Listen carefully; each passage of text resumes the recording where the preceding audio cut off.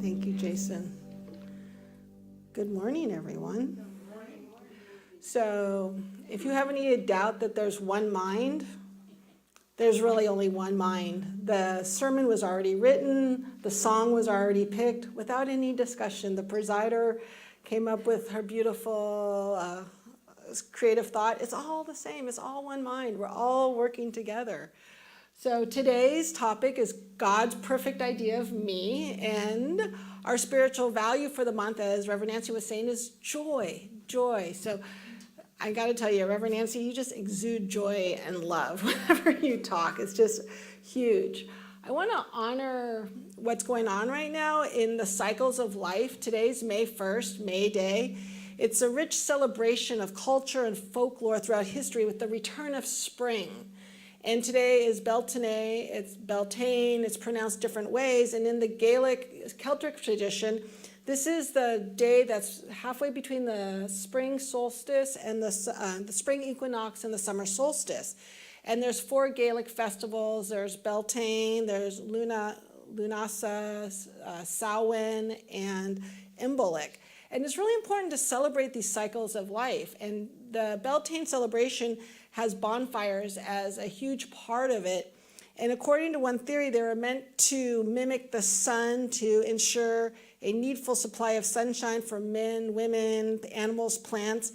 And according to another, they were meant to symbolically burn and destroy all harmful influences, and they were deemed, the flames and the smoke were deemed to have protective powers. So this is us releasing anything that's no longer serving, burying the stuff that we no longer need. And these kind of traditions really help remind us. And they would have the cattle walk between the bonfires and sometimes leap over the flames. And if you want to have a little fun at your house, maybe put a candle on the floor and jump on over it to kind of represent the cleaning, the clearing, and the new growth of opportunities to discover my true self. Who am I? And then tomorrow, I was talking to Salam yesterday. I wanted to make sure I had this clear.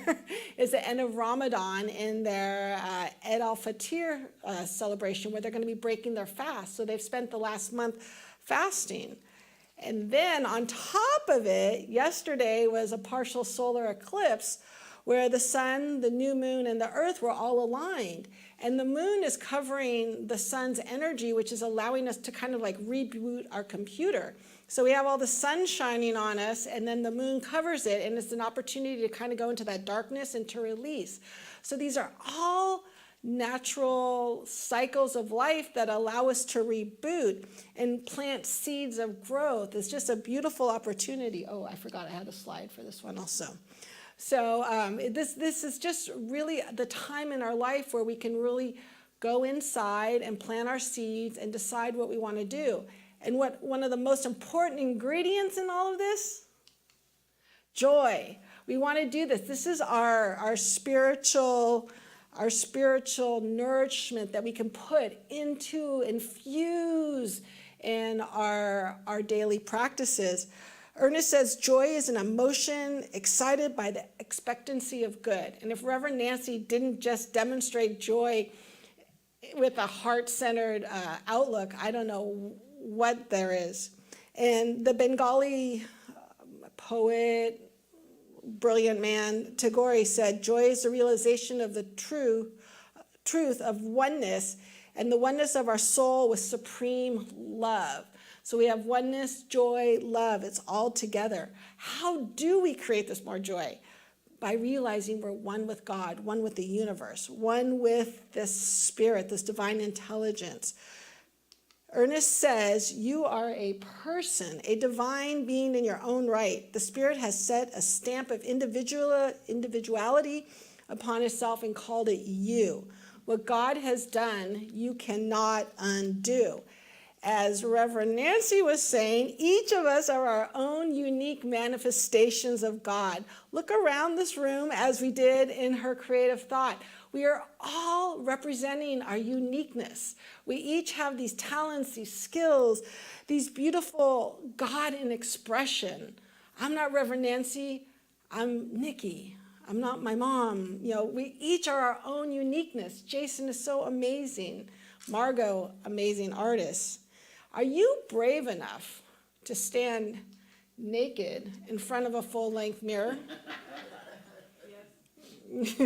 And if you do stand in front of the full-length mirror naked, what are you saying to yourself? Right? I mean, just the thought of it makes you go, oh gosh. But we know what we should be saying to ourselves. And I know you've heard my story about the first time I realized God was in me as me. Like, what? God is experiencing this pain as me? And as I stand in front of this full-length mirror, what am I saying to God? If God was standing in front of this full-length mirror, what would God be saying to God? Wow, look at that roll. Ooh, you can color your hair. Did you shave your legs today? That pants, they don't quite fit right. What is God saying to God when they stand in front of that full-length mirror? That is really our opportunity to stand in front and look at ourselves and really see our divinity. He says in this thing called you, your soul belongs to the universe. Your mind is an outlet through which the creative intelligence of the universe seeks fulfillment. So we are using our thoughts, our minds to create our perfect you. It's really up to us how we talk to that God within us. We get to create our reality. He also says each of us maintain our identity in law, as we talked about, through our personal use of the law. And we are drawing from life what we put into that law. It's the same thing that we always say to ourselves. And so since this law acts like a mirror, when you withdraw old images of thought and place new ones in front of this mirror, the old reflections or conditions cease to exist and the new ones take their place. I know in the past when I tried on the pants I wanted to wear this morning and I couldn't button them, I know in the past I would have been like, rah, rah, rah, rah, rah. Instead, I'm like, oh, look, here, I got these stretchy pants. I'll just put those on instead. But in the past, I know I would have been beating myself up and, I can't eat for a month. What am I doing? But instead I go, oh, you know what? I have these other pants. And I moved on, and it wasn't a situation. So when we look in that mirror, we have the opportunity to decide how we want to look at these conditions. Do we want to keep talking with ourselves and making it negative? Or keeping ourselves in bondage, or do we really want freedom and open up? I was free this morning. I was able to transition versus sitting there and knowing that things are cycles. Things are cycles. And you know what, I'll get back into those other pants, that's fine, but not right now. So we hear this from a lot of our teachers. Deepak Chopra says, once you realize the world is your own projection, you will be free of it. A guru told his followers, everything exists around you is painted on the screen of your unconscious, is painted on the screen of your consciousness. The picture you see may be ugly or beautiful, but in either case, you're not bound by it.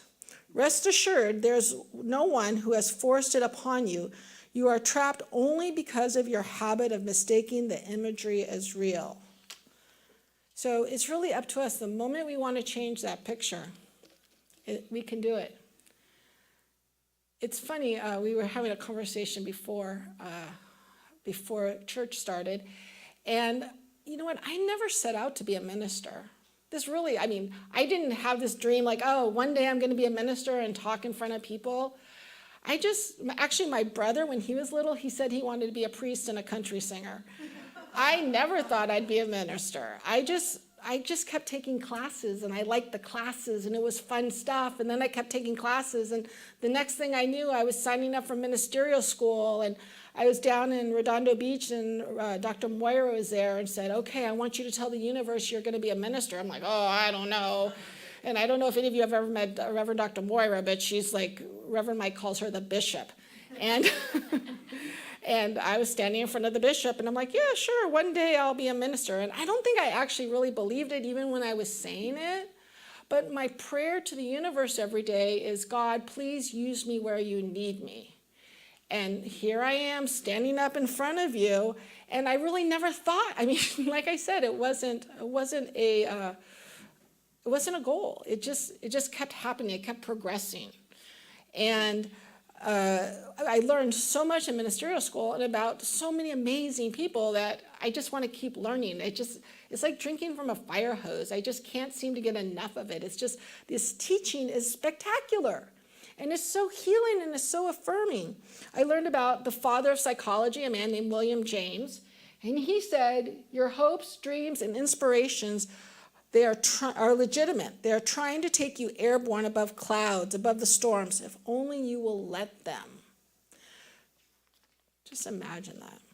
So a couple weeks ago, that's me sitting at the Dodger game, that man on the picture man, that boy, that 22-year-old boy, is my best friend's godson.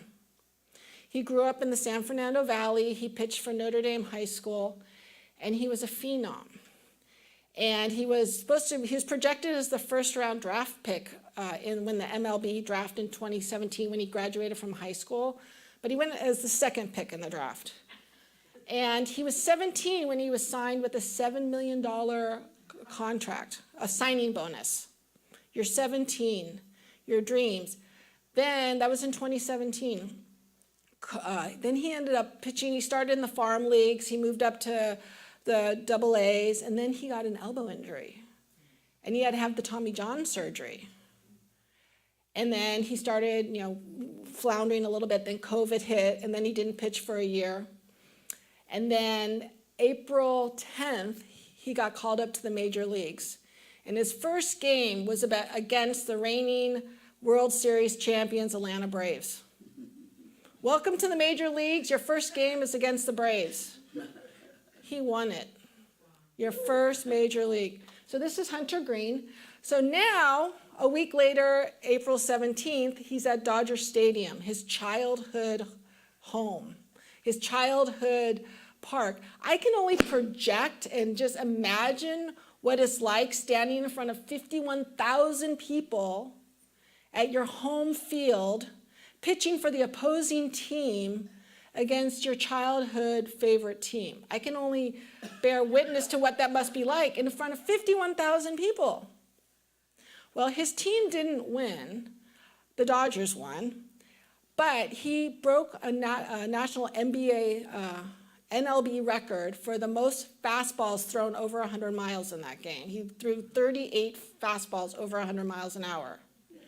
And when the coach pulled him in the middle of the fifth inning, people in the crowd, I've never seen this before, stood up and clapped, cheered him on as he came off after pitching this game.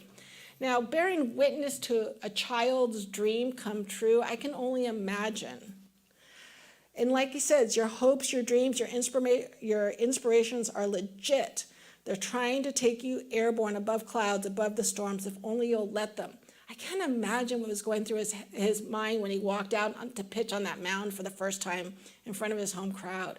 It's just like, it's bearing witness to that just gives me chills. It just imagines what we can do. Now, we don't have to go pitch a baseball game, but just being there in the crowd. Jesus said, greater things than these shall you do. We can do this. We can really do it. So there is a fable. There's a fable, maybe not, about an eagle who thought he was a chicken. When the eagle was really small, he fell out of his nest and landed in a chicken farm. The farmer found him, and took him back to his chicken farm, and the eagle was kind of hanging out being a chicken, going around, walking like a chicken, pecking like a chicken. And a naturalist came and said, hey, this is an eagle. It doesn't belong with the chickens. And the farmer's like, oh, you know what? He's a chicken now. He's no longer an eagle. And the naturalist said, well, let me try. So he takes the bird, puts him on the fence. He's like, fly, you're an eagle, go fly. And then the eagle kind of looked at all his friends down there. He's like, no, I'm going to go hang out with my friends. So he hops off, and the farmer's like, see, he's a chicken. And the naturalist's like, no. Comes back the next day, puts the eagle on top of the farmhouse. Look, you're an eagle. Fly, fly. And the eagle sees his friends down there and kind of jumps down and hangs out with his friends and acts like a chicken. So then the naturalist says, give me one more day. Let me come out. So he took the eagle and he took him far away to a mountaintop. And the eagle could no longer see the chickens below. And he looked up into the sun and he spread his wings, and they goes, you are an eagle, go fly. And this time the eagle spread his wings and flew away. So what are we doing in our life? Are we hanging out with the chickens? Or do we feel like we're a chicken? Are we like cutting ourselves short? What is God's perfect image of me? It's really simple. God, Spirit, universe wants us to live our life to our highest and our fullest potential. And sometimes it's super comfortable hanging out with the chickens. Hunter didn't have to walk out on that mound in front of 51,000 people. It's scary. It's scary being in front of you, even though you're all my friends. But, coming up here and feeling the need, I want to give a good sermon, it's being brave, courageous, and stepping into that courageous. So we suffer not because suffering is imposed upon us, because we are ignorant about our true nature, not realizing who we are. So it's really up to us to know that we are God in expression. And in the Bible, he also says, ask and it will be given to you. Seek and you will find. Knock and the door will be opened to you. For everyone who asks receives.